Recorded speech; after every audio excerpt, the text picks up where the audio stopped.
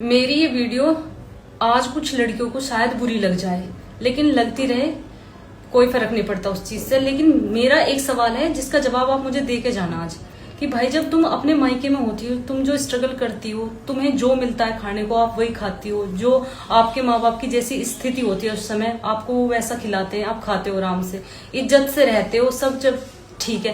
लेकिन जैसे ही तुम्हारी शादी होती है, तुम में कौन से सींग निकल आते हैं कि तुम्हें दूसरे के घर जाते ब्रांडेड कपड़े चाहिए, ब्रांडेड सूट चाहिए, तुम्हें एसी के बिना नींद नहीं आती, तुम्हें कूलर पंखे रास नहीं आते, फिर तुम वहां कलेश करती हो। भाई तुम दूसरे का घर बसाने गई हो या दूसरे का घर उजाड़ने गई हो, और अगर माँ बाप तुम्हारे उस चीज में फिर तुम्हारा सपोर्ट करने आ जाते हैं। भाई मैं भी एक लड़की हूँ और मैं अपने घर की बात आपको बता रही हूँ। अगर हर औरत, हर लड़की ये चीजें करनी शुरू करेगी ना, तो इस समाज में, इस दुनिया में कोई रिश्ता सक्सेसफुल नहीं होगा, कोई घर नहीं चलेगा। अगर ऐसा होता ना तो आज यहाँ मैं होती ना आप होते। क्योंकि जब मेरी मम्मी की मेरे पापा से शादी हुई थी ना, मैंने अपने घर की स्थिति देखी है। तब मेरे पापा की नौकरी भी नहीं थी और फिर भी हम पाले भी उन्होंने। मेरी मम्मी ने पापा के साथ स्ट्रगल भी करा, हमें पढ़ाया भी, लिखाया भी, कामयाब भी कर दिया। आज अगर हर औरत यही सोच ले कि बिल्कुल हमने अपने बिहार में तो जो करा, हमें ससुराल में पूरी फैसिलिटी चाहिए, भाई थिंकिंग को थोड़ा बदलो। थोड़ा बदलने की जरूरत है। जो वे ससुराल वाले हैं वे भी इंसान है, वे एलियन नहीं है, ना दूसरे ग्रह से आए कि वो तुम्हें एकदम इतनी फैसिलिटी दे देंगे। तुमने अपने घर भी कभी इन चीजों की डिमांड करी?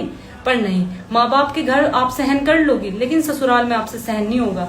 और जो ये ज्यादातर महिलाएं, मोस्टली लड़कियां कर रही है ना, इनके चक्कर में जो 2-4 बेचारी परेशान है ना, उनकी ओर नहीं सुनी जा रही है, सबको फिर एक रहा हक्का जा रहा है। तो बहनों थोड़ा सा अपने माइंड को चेंज करो, इन चीजों से काम नहीं चलेगा। ससुराल में तुम्हें कितना टाइम बिताना है, मायके में तुम ज्यादा से ज्यादा 20 साल 25 साल रह सकते हो। बाकी की जिंदगी जो है ना ससुराल से ही कटनी है, ससुराल में ही रहोगे। आप उनके साथ ऐसा रवैया करती हो, और अगर बाय चांस 2-4 बात सास बोल भी दे या ससुर बोल दे, तो फिर तुम 498 में एक को लेकर खड़े हो जाते हो कि चलो जी हम तो दहेज का मुकदमा लिखवाएंगे इन पे।